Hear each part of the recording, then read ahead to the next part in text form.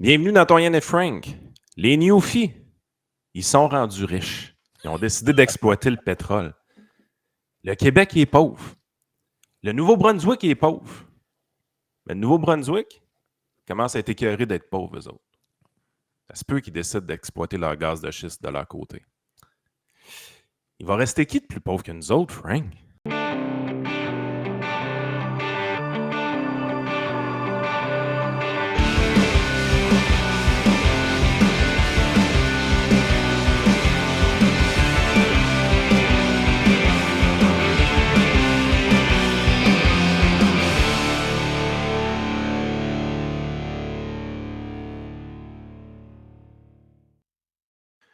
Toujours un peu drôle en 2023 de parler des Newfies parce que c'est plus des jokes qui pognent parce que, tu sais, les gens voyons, Colin, pas du Labrador, mais de Terre-Neuve, dans le fond. Les gens de Terre-Neuve, j'ai eu vraiment un bug. J'étais là, Newfoundland. Chris, c'est quoi en français? Les gens de Terre-Neuve ont toujours été ridiculisés au Canada. C'était les pauvres de la gang. On avait parlé d'un trio économique récemment avec Vincent. Ouais. Mais j'ai les chiffres de PIB par habitant présentement au Canada. Là. Les premières places, bon, OK, Nunavut, territoire du Nord-Ouest, Yukon. On comprend que c'est un peu spécial. C'est des chiffres qui sont non significatifs. Il n'y a personne qui vit là. Exactement. Mais Alberta, numéro 1, 84 500 par habitant. Saskatchewan, 75 000. Newfoundland, 71 000 ou 72 000 en fait. Fait que les Newfies, c'est les troisièmes plus riches en termes de province. Ouais, écoute, ils veulent pas. C'est ça. Eux autres, ils ont fait un grand rattrapage, comme dirait Vincent Gelozo. L'Ontario est rendu plus pauvre, autrement dit, que le reste du Canada. Ça, c'est spécial. Je veux dire, notre plus grosse province est plus pauvre que la moyenne du Canada. Là. C'est quand même spectaculaire. C'est pas terrible, ça. Le Québec est à 58 000 de son côté. On est en avant du Manitoba, du Nouveau-Brunswick, de l'île du Prince-Édouard et de la Nouvelle-Écosse. Pensez-y, là. Il y a juste le Manitoba puis les provinces maritimes qui sont en arrière de nous autres, puis les Newfies sont même plus là. Les autres sont bien en avant. Là. Puis le Nouveau-Brunswick, je pense qu'ils sont tannés. On va parler de ça aujourd'hui. Ouais, c'est ça. Le Nouveau-Brunswick, eux autres, ça lui tente d'avancer. Écoute, dans les candidats à la victime du jour hier, j'ai pas le choix, là. Ça me fait quand même un petit velours, mais je pense que vraiment, hier, là, celui qui l'a vraiment pas pris, c'est notre cher premier ministre. Notre cher premier ministre qui s'est fait traiter. Imagine-toi donc, hey, ça n'a pas de bon sens se faire dire ça. Oh, man. Il s'est fait dire qu'il tenait le même discours que Jean Charest et Jean Chrétien, ce qui est totalement vrai, là, soit dit en passant. Il nous a fait l'apologie des Rocheuses puis de la péréquation, il pas long. Oh, ouais, c'est ça. Là. Fait que là, voici petit François qui est dans le couloir. Ah oui, puis à part passant, le gars qui est à droite ici, c'est le vendeur de peinture. Que Tilou, il a acheté ses peintures. Fait que là, peut-être bien qu'il s'en allait demander à Legault s'il Il en l'a voulait pas une. acheté. Une bouteille de gin, ce n'est pas un paiement. Fou. Ah, OK, c'est vrai. Fait que là, Legault s'en vient dans le couloir. Il n'a vraiment pas de l'air content. Là. Et voici, il y a le gars qui porte ses duotangs à côté. Là. Et voici ce qu'il avait à dire. Bien, d'abord, de me faire traiter de Jean Charest, c'est quelque chose de plus insultant que de se faire traiter de Jean Charest. Il a même dit Jean Chrétien. Quand même.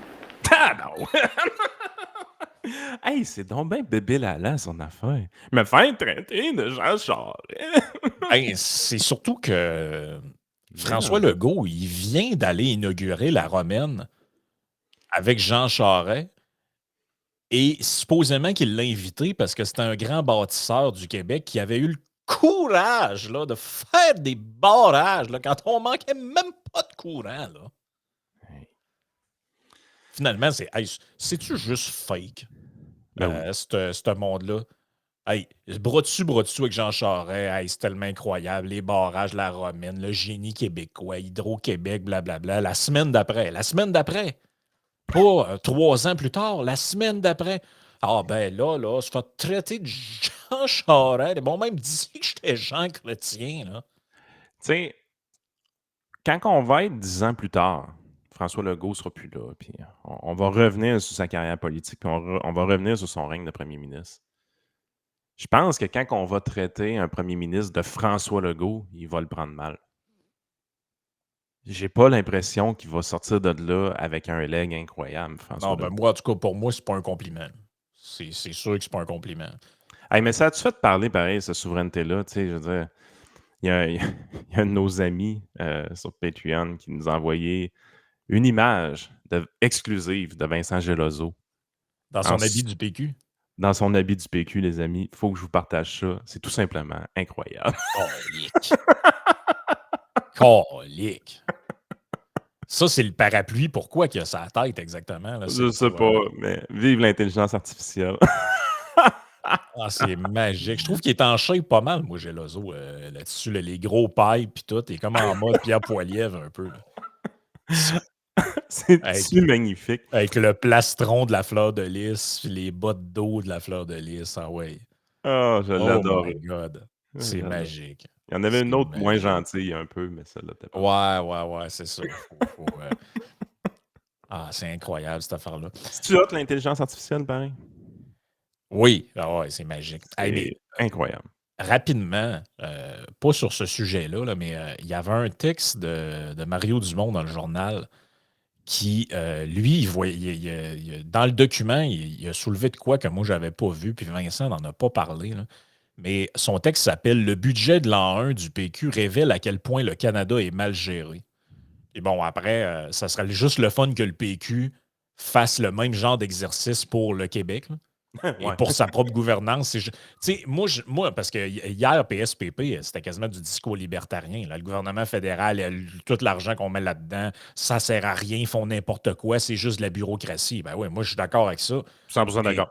Je suis 100% d'accord avec ce discours-là. Pourriez-vous juste l'adapter aussi au Québec et arrêter de nous faire croire que tous les sous puis tous les dollars qu'on met dans l'État québécois servent à de quoi? Là?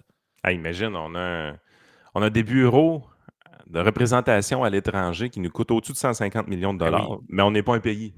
Ben non, c'est ça. Mais écoute bien ça. Voici les deux faits principaux. En 8 ans, la dette du Canada a doublé et la fonction fédérale a gonflé de 40 Holy shit! Mais là, écoute bien ça, man. Là, les chiffres de la dette, c'est tel que tel. Là. Mais moi, Attends si un tu me peu. fais... 40% de plus de Non, fonctionnaires. mais check ça, man. J'ai les chiffres. Durant cette période, donc depuis que Justin Trudeau est arrivé au pouvoir en 2015, la taille de la fonction publique fédérale a augmenté de 40 L'effectif de la fonction publique atteignait 257 000 personnes en 2015. Depuis, 100 000 fonctionnaires ont été embauchés, Ben, voyons donc. ce Man, qui attends un grimpe peu, ce là. nombre à 357 000 en 2023. C'est quoi la perte de productivité qui s'est passée dans les ministères fédéraux? Parce que tout le monde est d'accord avec moi, là. Ça a été le bordel d'un passeport. C'était l'enfer, là. Ben, On a eu des services de merde pendant la pandémie, puis en revenant de la pandémie, c'était hallucinant. Je veux dire, on n'a pas augmenté la qualité de nos services. Parle à n'importe quel entrepreneur. Si tu as à dealer avec le fédéral pour un appel téléphonique, c'est de la merde, là. Ah non, puis dans le document, dans l'article de Dumont, il dit clairement, là, pour aucun nouveau service. Ben voyons donc. Aucun. 100 000 employés de plus, 40 d'augmentation du staff pour aucun service délivré. Et ceux qui étaient déjà délivrés avec 100 000 employés de moins l'étaient mieux et de manière plus efficace en 2015 qu'ils le sont en 2023. Tout leur site web, c'est de la merde, le fédéral, là. C'est hallucinant, là, comment c'est mal chié. Le gouvernement du Québec, c'est tout croche, là, mais Christy, au niveau technologique, ils sont en avance sur le fédéral, c'est l'enfer, là. Le fédéral, tout est mal chié. C'est quoi qu'ils font, ce monde-là? Sérieusement, sont-ils tous en télétravail? Ah, c'est quoi qu'ils font, eux autres, esti? C'est- Non, mais comment c'est possible? Tu sais, c'est comme si tu avais une entreprise. Tu sais, tu dis, OK, on a une entreprise, on est 100 employés, j'engage une cinquantaine d'employés supplémentaires pour aucune autre fonction. Mais ils font Voyons. quoi, ce monde-là, Chris? Ben, c'est parce que moi, je vais prendre mon milieu, par exemple, les services financiers. C'est exactement le contraire qui est arrivé. Avec l'avènement de la signature électronique, avec la numérisation, puis le cloud computing, on s'est mis en mode où est-ce que le besoin d'adjointe administrative dans le milieu a diminué énormément. On est dans une situation aussi où est-ce que les conseillers réussissent à gérer beaucoup plus de clients aujourd'hui qu'il y a 10 ans, grâce à ces outils technologiques-là. Moi, la quantité de clients que j'ai aujourd'hui versus ce que j'aurais pu avoir en 2011 quand j'ai commencé dans le métier, c'est quasiment du simple au double, là. Jamais j'aurais pu Ouais. gérer la quantité de clients que j'ai aujourd'hui avec les outils de 2011. Ça aurait été l'enfer. Écoute, en 2011, on allait chercher des chèques chez les clients pour qu'ils puissent faire des dépôts dans leur REER, là.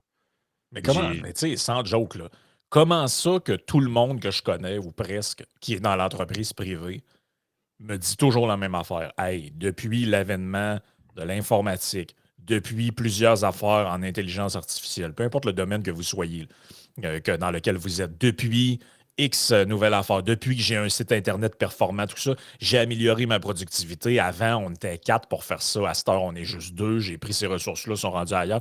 Tout le monde, Christy, que je connais dans le milieu privé, me dit toujours la même affaire. Entre 2010 et genre 2020, tout ça, il y a eu quand même des gains intéressants par rapport aux nouvelles technologies, des gains logiciels surtout. des gains logiciels, des applications qui permettent de faire des affaires que tu n'avais pas avant, des services clés en main. Tu sais, avant, il fallait que tu fasses faire tes payes par un bureau quelque part. À cette heure, tu as des services clés en main que tac, tac, tac, tu rentres ça là-dedans. C'est le web aussi, ce qui a permis le fait que tu sois plus obligé d'avoir un serveur physique avec un ordinateur physique plugué dessus, là. Le fait Exact. qu'on a augmenté la sécurité informatique suffisamment pour décentraliser les entreprises énormément, ça l'a aidé beaucoup. Tu sais, moi, je veux dire, quand je suis chez nous, j'ai un ordinateur performant avec mes 3 écrans. Mais quand je m'en vais au bureau, j'ai un ordinateur portable pour faire ma job, mais je veux dire, j'ai pas besoin d'amener un serveur ou rien. Tu sais, je fais juste me plugger sur les trucs, puis j'ai accès à ma base de données, j'ai accès à tout, j'ai plus de classeur. Hey, moi, je me rappelle, en 2013, j'ai acheté une clientèle. Et quand j'ai acheté la clientèle, j'ai été obligé d'engager des déménageurs pour amener les 38 caisses de Ben dossiers oui. à la maison, les dossiers de papier, qu'il a fallu éplucher un par un, qu'il a fallu numériser, qu'il a fallu. J'ai engagé quelqu'un un été de temps pour scanner la clientèle, imagine-toi. Ben oui. Mais Sa comment ça job, que c'est de même pour tous les entrepreneurs? Ben, tout, vous comprenez, là. Il y en a qui ont perdu de l'efficacité ou qui ont fait faillite, tout ça, c'est normal. Mais en général, les gens à qui tu parles qui sont dans le milieu privé ont vu des gains d'efficacité quand même assez incroyables reliés aux nouvelles technologies. Allons-y comme ça, ou même aux nouvelles techniques si vous êtes dans des milieux où vous utilisez de la machinerie, des machines plus performantes, tout ça. Comment ça se fait que c'est ça dans le secteur privé? Et dans le secteur public, on dirait que en tout cas, l'impression que tout le monde a, et c'est ce que ces chiffres-là montrent, c'est que plus le temps passe, plus il y a de monde qui travaille dans la machine et moins les services sont bons. pourtant, ils ont les mêmes gains logiciels de leur Ben voyons, côté. Christy, Ben, des ordinateurs, il y en a dans tous les hôpitaux, puis des logiciels, il y en a, puis des systèmes de gestion automatisés, il y en a, puis voyons non. c'est l'enfer. Genre, c'est quoi la différence entre la gestion d'un ministère, mettons, ou d'une grosse compagnie d'assurance, là? Tu sais, c'est un peu genre de C'est même. pareil. Tu sais, c'est pareil, là. Fait que, tu sais, pourquoi il y en a une qui est capable d'avoir des gains de productivité, puis l'autre, s'ils font rien qu'engager du monde, puis tous les services qu'ils donnent, soit sont moins bons. Tu sais, c'est la même affaire avec les villes. Les villes qui collectent de plus en plus de taxes, ils augmentent les taxes à tous les ans, ils ramassent plus les vidanges, ils n'ont plus d'argent pour le transport en commun, mais vous faites quoi? Genre, je vais dire comme Charles Gave dit dans toutes les shorts qui circulent sur TikTok, Facebook, où va le pognon? Mais où va le pognon, merde? Et le pognon, qu'est-ce que vous faites avec le pognon? Ça finit dans des valises quelque part avec des Non, enveloppes non, brunes? ça finit en fonds de pension puis en salaire. Mais c'est parce que ces gens-là ne règlent pas leur dossier. Ils ne travaillent pas assez fort. Je sais qu'il y a du monde dans la fonction publique qui nous écoute, puis je ne suis pas gêné de le dire. Sais-tu pourquoi? Ils sont les premiers à le dire qu'ils sentent que leur machine n'est pas efficace. Puis le pire dans tout ça, c'est que, tu sais, on s'entend, on a des auditeurs qui travaillent dans la fonction publique. Ah oui, il y en C'est a des plein. gens qui aiment la performance, des gens qui aiment la productivité. Il y a même des gens qui essaient de changer les choses à l'interne. Je peux te le confirmer que j'en Oh connais oui. des gens qui essaient de Oh changer oui, les j'ai choses à des noms qui l'interne. me popent dans la tête, là. Mais ils sont pas capables. Ils sont pas capables. C'est réfractaire au changement comme c'est pas possible. Il y a des ministères, si tu veux envoyer des lettres aux gens à qui tu dois parler, il faut absolument que ce soit une secrétaire qui le fasse, puis il faut absolument que ce soit traité par elle. Puis tu dois faire ta demande sur un genre de site, puis après ça part Ouais. genre 3-4 jours plus tard, c'est une lettre qui est La, tapée par la la secrétaire. vidéo qu'on a fait jouer hier qui a leaké, on l'a fait jouer dans le Patreon, là, si vous voulez. La gang d'Hydro-Québec. La gang d'Hydro-Québec, là, ça a leaké un peu partout. C'est encore Thomas Gerbet qui a mis la main là-dessus. Christy, t'as une gang de directeurs d'Hydro-Québec, premièrement, à payer je sais pas comment de milliers de dollars par année qui font des vidéos à l'interne, puis où c'est comme une genre de parodie de leur service de marde. Tu sais, je veux dire, Ça par rapport. Là. puis rappelez-vous, mais tu sais, puis je veux dire, hey, excuse-moi, là, mais le Québec, je suis d'accord là, avec l'exercice qui a été fait. Moi, j'ai aucun problème. Juste que PSPP, s'ils veulent aligner ses flûtes, qu'ils fassent la même affaire avec le Québec. Là. S'il veut couper des ministères fédéraux dans son affaire de pays imaginaire, là, on peut bien aussi couper la SAQ, puis c'est son service de marde, puis Oui. puis la SQDC. Regarde, moi, tu veux-tu que je t'en fasse du ménage? SQDC, fini. SAQ fini. SAQ, fini. SAQ, on remplace ça, il n'y a rien qu'un bureau, puis c'est fait pour le monde, ils ne sont pas capables de se servir d'Internet, mais c'est juste une patente qui fait des plaques pour les chars puis des permis. Le reste, là, niaisage, c'est fini. Après ça, le ministère des Forêts puis des patentes de choses, tu remplaces ça par une petite agence. Hey, t'en voulez-vous? Je te le trouve, moi, ton 8 milliards qui ne marche plus, on va t'en trouver des milliards. Il n'y a pas de problème. Là. C'est très facile à Puis trouver. le pire de tout ça, tout ce qu'on parle là, on a l'air de des vieux mononcles. Parce qu'on parle de révolution technologique dans le milieu privé grâce au logiciel. Mais là, en 2023, c'est même plus de ça qu'on parle dans le milieu privé. Là, c'est l'intégration de l'intelligence artificielle dans les Ben oui, ben oui, business. ben oui. Tu sais, je veux dire, dans notre petite entreprise médiatique, vous voyez qu'on commence à l'utiliser aller-retour. Ah, encore un texte de chat GPT. OK, c'est bon. Il y a 2 ans, j'écrivais combien de textes dans une année? J'en écrivais pas. J'avais pas le temps d'écrire des textes. Je gère une business de services financiers, je gère une business de médias, puis on fait du podcasting, des affaires de même. J'avais pas le temps d'écrire des textes. Mais à cette heure, j'ai rendu que j'ai le temps d'écrire des textes avec mes idées, avec mes façons de faire. Pourquoi? Parce que GPT est là. Puis je suis même capable maintenant de créer des images pour Ah ces ouais. textes-là qui sont 100% originales, parce que ça, c'est problématique. Tu ne peux pas prendre n'importe quelle photo, des droits d'auteur. Hey, monsieur, il a présé sur son Kodak, il a pris une photo du premier ministre. Si tu utilises sa photo, là, il va te poursuivre puis il va t'envoyer une Ouais, réclamation ouais. de droits d'auteur. Hey, fuck you, on va faire nos affaires avec l'intelligence artificielle à cette heure. Ça va tout être original, ça va avoir été créé par nous, puis ça va être extrêmement simple. Là, présentement, avec ces intelligences artificielles-là, pour les entreprises, là, le graphique, est-ce que tu as besoin d'un graphisme à tout prix, de quelqu'un pour le graphisme à tout prix pour faire tes affaires? Plus vraiment.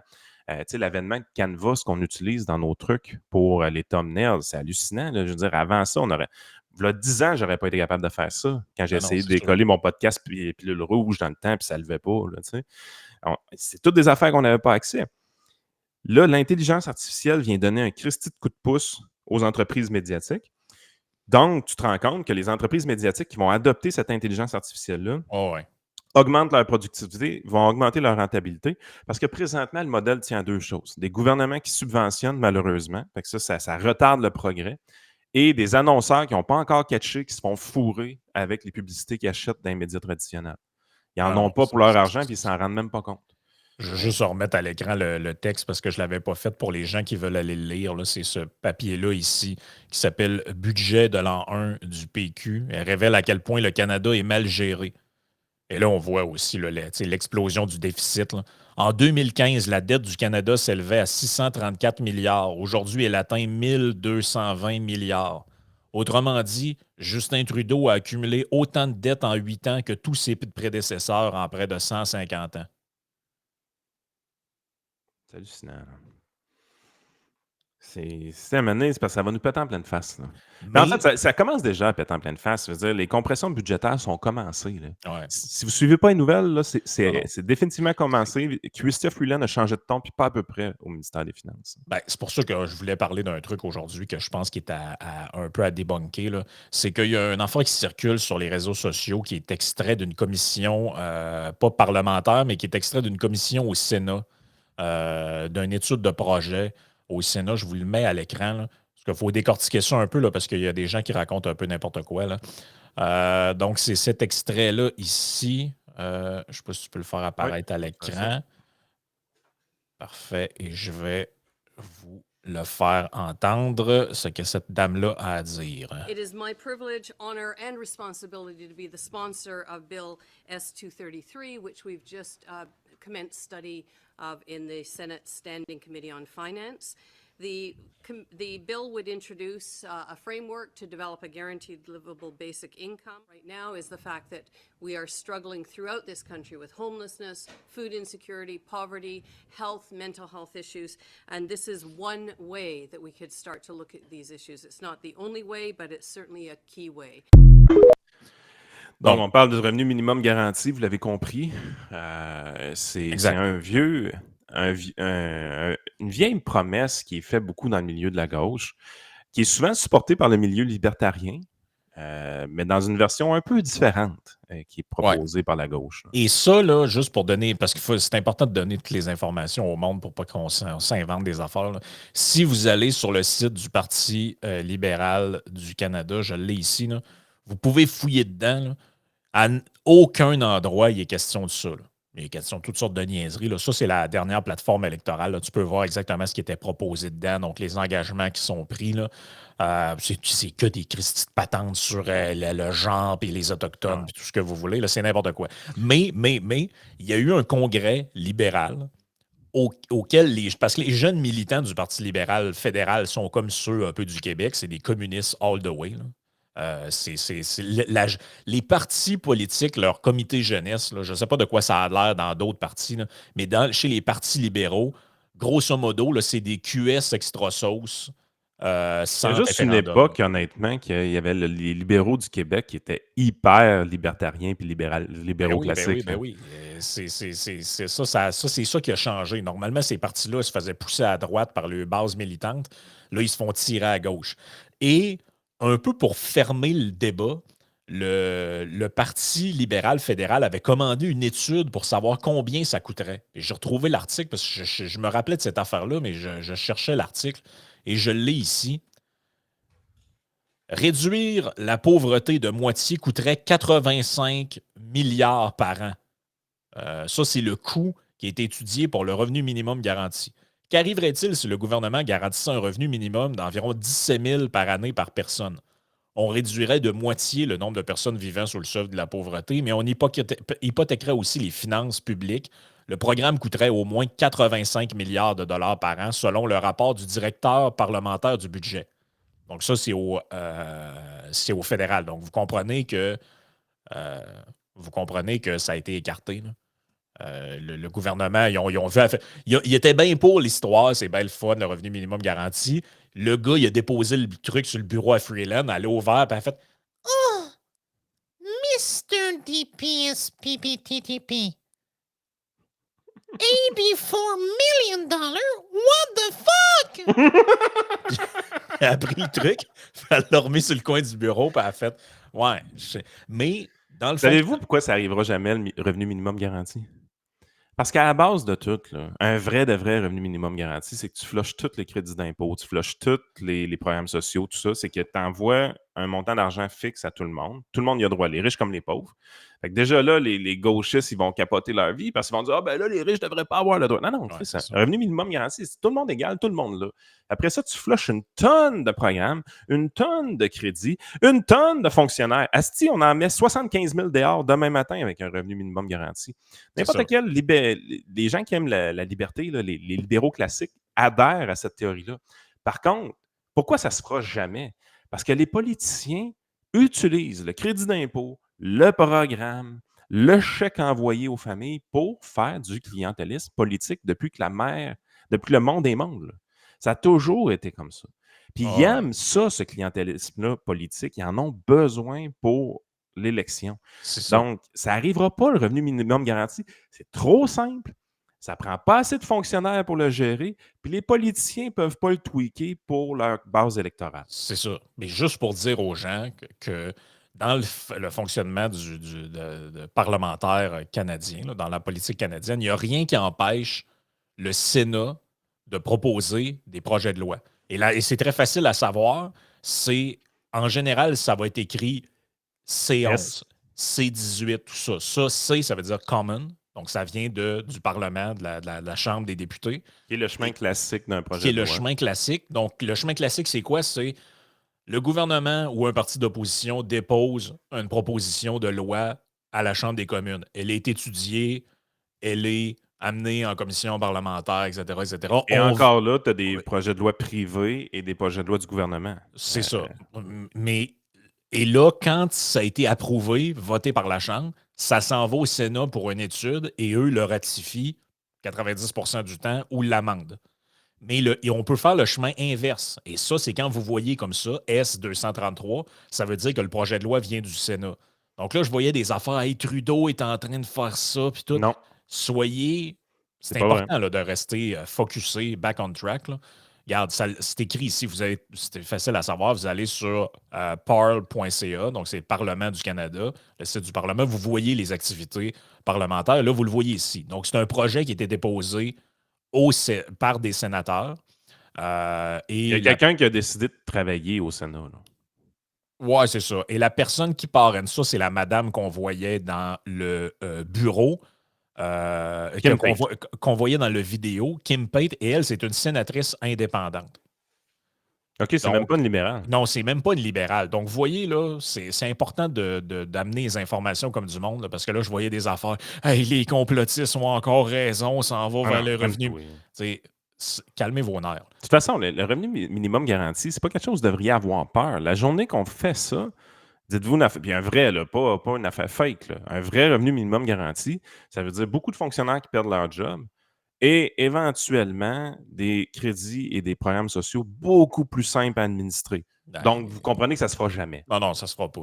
Et là, regarde, vous le voyez en haut, là, on voit les étapes qui ont été franchies. Ça a été déposé en 2021, ce truc-là. On laisse ça traîner. Quasiment 2 ans plus tard, 1 an et demi plus tard, on a complété la deuxième lecture. Là, c'est écrit à l'écran, le 18 avril 2023. Et là, dans le fond, ça va être voté Consideration in Committee. Là. Donc, éventuellement, ça va être voté au Sénat. Et si ça passe là, ce qui risque pas d'arriver, ça va se transférer l'autre bord. Et là, vous voyez toutes les étapes. Là. First reading, second reading, consideration in committee, report stage, third reading. Et là, après ça, il y aura le vote. Autrement dit, ça ne passera jamais ces étapes-là. Mais j'ai quand même le contenu, là, si vous voulez voir de quoi ça parle.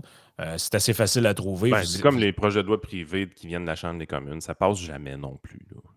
Non, c'est très ça. rare. Là. Et là, eux autres, c'est ça qu'ils disent dedans. Là. Bon, c'est fournir un revenu de vie à tout le monde, etc. Mais c'est très court, là, le projet de loi. Là, et un affaire qui passera jamais, tu vois dedans, regarde. Including temporary worker, permanent resident and refugees. Genre, OK, non, il n'y aura jamais aucune personne qui va signer pour que les réfugiés aient un revenu minimum garanti. Hey, j'ai une petite nouvelle que je t'ai pas parlé avant le show. Ça vient de mon coin de pays. C'est mon partner d'affaires qui envoie ça. À Témiscouata. À Témiscouata. J'aime pas ça, parler de choses-là, parce que c'est une place que j'aime et tout ça, mais il faut que j'en parle parce que ça n'a pas de bon sens. Là. Moi, ça me fait capoter de lire ces nouvelles-là. Là. Je vous la lis, puis vous allez tout comprendre pourquoi je vous en parle. La directrice régionale du collectif régional de développement du Bas-Saint-Laurent, je ne nommerai pas son nom, là, a répondu à toutes nos questions suite à l'annonce la semaine dernière de la constitution prochaine de la Régie de transport du Bas-Saint-Laurent. Ça en va en transport collectif dans le bas du fleuve. Voyons. C'est juste vous expliquer, là, par exemple, moi, au Témiscouata, puis Kamouraska, je vais mettre les deux ensemble là, parce que c'est le comté dans lequel je me suis présenté, fait que je connais quand même bien la place. Il y a à peu près une quarantaine de villages dans ces deux circonscriptions-là. Puis, sur ces 40 villages-là, le plus gros doit avoir 4000 habitants. Ben là, ça doit être 6000 à cette heure qu'il y a depuis une fusion entre Cabano et Notre-Dame-du-Lac. Et c'est toutes des petites places. Hein. Il y a des villages de 300 habitants, des affaires de même. Fait que là, ils font Témiscouata, population 33 000. Genre. OK, en 2016, on disait 19 574. 33 000, c'est Kamouraska et Témiscouata. Ouais, c'est ça. Hey, Fait c'est que pas gros, là. Non, c'est pas gros. Fait que là, ils font une société de transport, comme le RTC, mais pour là-bas. Puis là, vous l'avez vu un peu le véhicule qu'on nous présente, c'est un panel. Là. Rappelons que c'est le reste qui me fait capoter. C'est pas si drôle que ça, c'est ça qui me fait chier un peu. Je le sais, mais la société de transport pour gérer un panel, man. Je sais, man. Rappelons que le collectif a déposé le 3 octobre dernier une demande officielle auprès du ministère des Affaires municipales et de l'Habitation dans le but de constituer la Régie de transport du Bas-Saint-Laurent à l'initiative de 7 MRC. Témiscouata, Rivière-du-Loup, les Basques, la Métis, Rimouski-Neigette, la Matapédia et Matani. on pourrait interrelier les réseaux de transport des 7 territoires par 8 minibus. Une fois la régie constituée, c'est ça qui est important dans tout ça, une demande de financement par la majoration d'une taxe de 2 cents le litre sur les carburants ou par tout autre moyen de financement mis à la disposition de la région sera soumise au ministère des Finances du Québec. Les gouvernements centraux donnent des incitatifs aux gens dans les régions d'avoir des idées de marde. Puis ça, c'en est une. Ouais. 2 cents le litre à tout le monde pour qu'il y ait quelques personnes qui prennent le minibus pour aller magasiner à Rimouski. Là. Mais pourquoi c'est tout le temps au même à payer? Hein? Tu sais, la ville de Québec et la ville de Lévis, là, qui veulent mettre des taxes spéciales sur les plaques de char pour payer le transport en commun, pourquoi c'est pas le monde qui prenne le transport en commun qui paye le calice de billets? Là? Tu veux prendre l'autobus, paye ton billet le prix que ça coûte. Là. Pourquoi, moi, il faut que je paye ça? Pourquoi il faut que je paye pour un service que j'utilise pas? Expliquez-moi ça.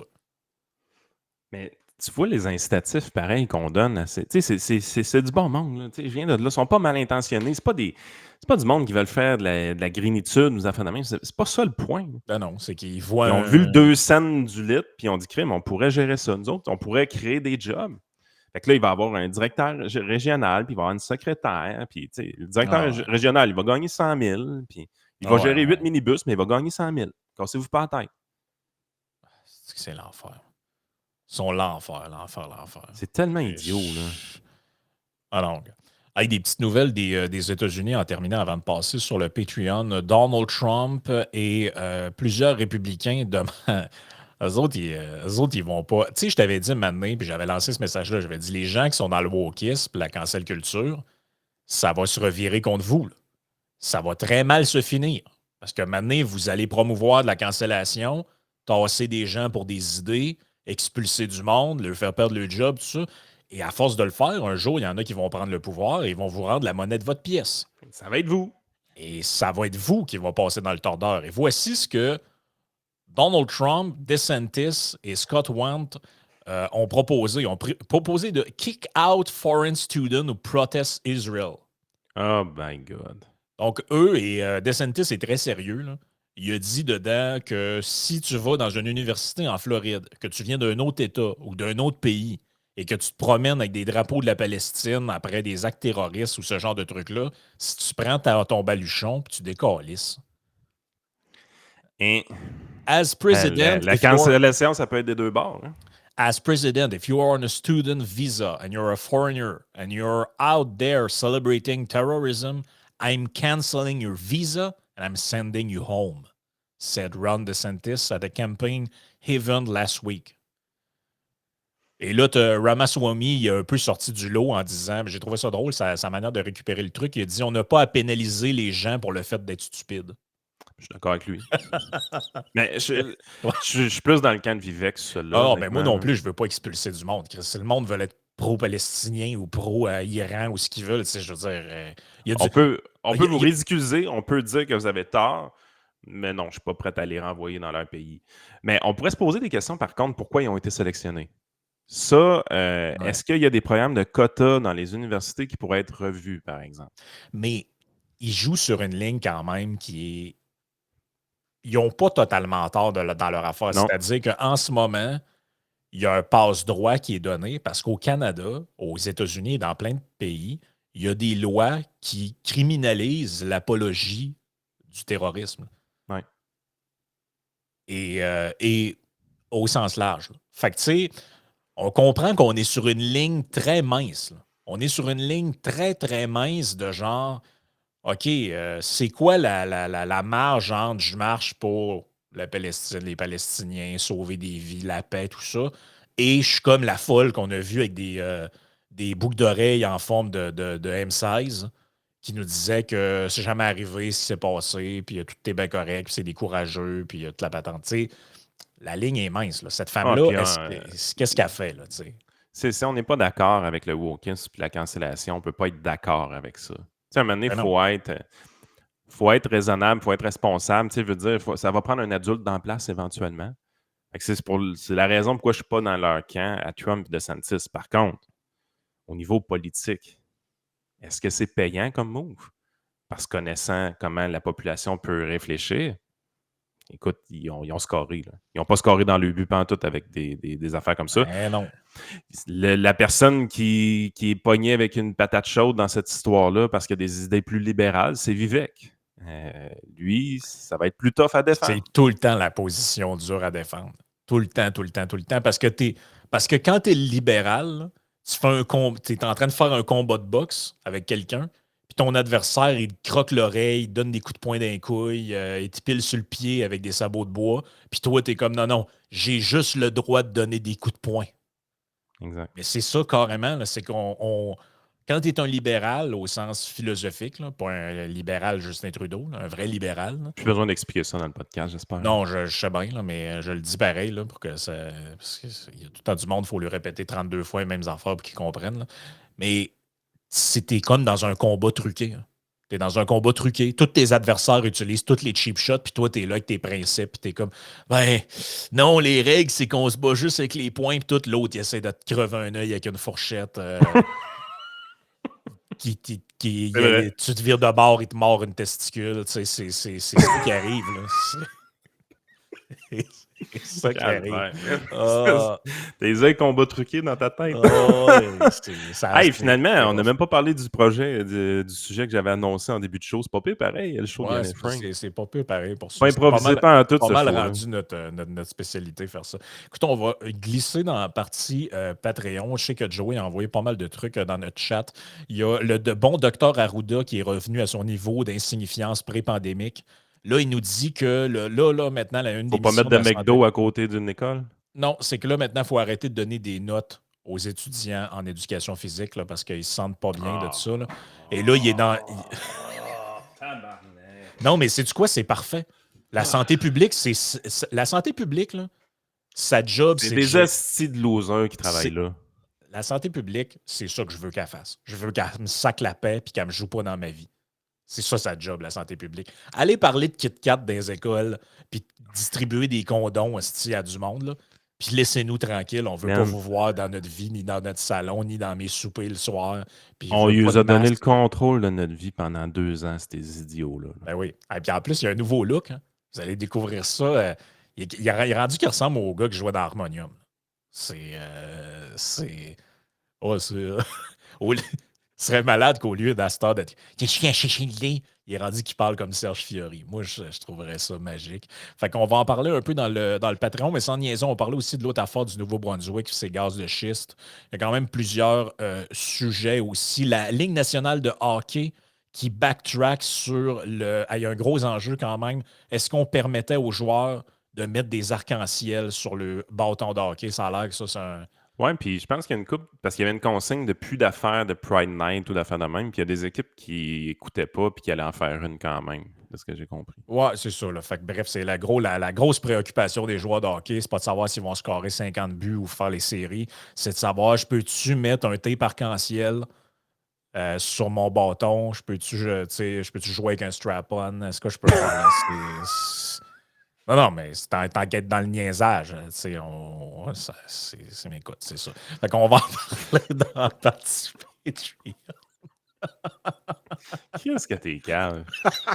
Oh, man. Sacrément. On essaie d'être sérieux, ça.